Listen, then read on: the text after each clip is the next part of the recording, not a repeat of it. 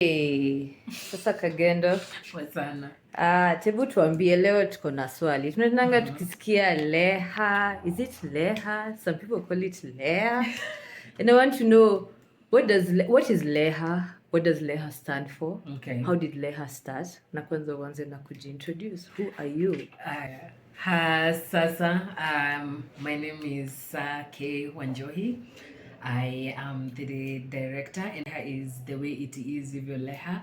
And the reason is because we started as ladies, tukaanza ladies education, health and advocacy. Tukaona that's not representing. We went to lesbians education, tukaona come on, not all of us are lesbian, tukaenda LBQ. We settled on LEHA Self Help Group na tunafikiria kuiweka LEHA Kenya so that it can just be that, and we are in Kiambu yote, in all 12 sub-counties and some parts of Murang'a. Lakini wewe tupige the story. Tuambie venye mlianza. Was it like, were you out drinking and you're like, it feels like Kiambu needs some intervention? How did all this come to be? So LEHA ilianza juu ya kujam. Like, for me personally, as the person who, let me say,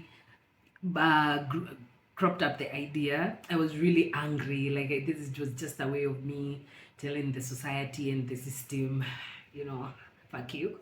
Yeah, so I had been beaten severally and I didn't know where to actually report. And hata sikuwa najua, first of all, reporting is an option. So I was just having a conversation with a really good friend of mine who was at that time in tunazitanga mradi.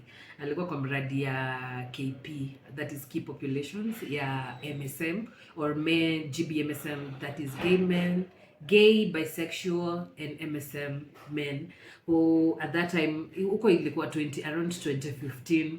So alikuwa tu anaenda anapimwa, saa zingine anapimwa anapewa punch. So I was like, hey, so niambie what this is all about. So that's when we started having a conversation. I was like, so you mean we can actually have a group, a registered group ya LBQ persons wenye, at that time actually ilikuwa ya lesbians. So we can have a group ya lesbians yenye, we can just meet, tuongee, we try to see life inakupeleka aje, because also there was a lot of stress, like hizi tu za kawaida, mara umefukuzwa home but una feel like you're the only person who is queer at that point. So LEHA started as a, first of all, that's the background. So afterwards nilienda kwa best yangu nikamwambia, wewe uko na kanyumba tao, see we can actually have this space somewhere where people can be meeting. And aniliza meeting, namwambia just a hangout, like tulikuwa tunafika tunakula manini pork, of course tuko Thika, so unakula pork na ugali na sukuma. We just have a chill time. Afterwards tunakunywa muratina, because at that time first hizo nizo mashimo tulikuwa nazo, na pia connections. So that's where most of us had the connections. Alafu kuna wenye mabuji once walikuwa nakuja na legends na blue moon. So hiyo ndio tulikuwa tuna mix sasa kwa muratina, watu wanaelewa. Alafu but hiyo ilikuwa after therapy. So we just used to do that for a while until watu wakaanza kusema, it used also to be each and every Sunday. So ikafika mahali watu, they were like, what if we had this as an organization? I was like, yeah, mnaweza register organization, because I mean. And they were like, no, I mean, you've been the one who, mnapanga hii kitu. So it was the three friends that at that time niliuliza best yangu, aulize best yake kama ni shoga, so that we can at least have 3 lesbians, wenye tutafanya. So at that time ilikuwa mafemu wawili na stud moja, so I was the stud at that time. So kila mtu alikuwa anavuruta mtu wake. One of our very feminine friends analeta fems. Huyo mwingine anakuanga hapo katikati. At that time walikuwa naitwa stem. Analeta ma stem wenzake. Mimi natafuta mabazu wangu kwenye wako, naleta ma stud, and that's how we used to mobilize as that time. Until now, during that time in your group, you can feel like now we can register and do a little bit more than just psychosocial support. Yenye nilikuwa nauliza nini, wanasema Kagendo, hata ukipata homa, mimi nikikoa vile nakaa. Sasa hao ni maboys walikuwa wananiambia hivyo, I cannot be able to access services, or even if I will have to endure a lot of uncomfortability before nifikie. So tukaona we can do that, and so we started registration process. Hiyo time hata tukua tunajua watu wengine wameregister. I just knew MPEG at that time. So MPEG took us through the process, wakaturegisterisha at that time. And after that, yeah, we started having conversations what to do.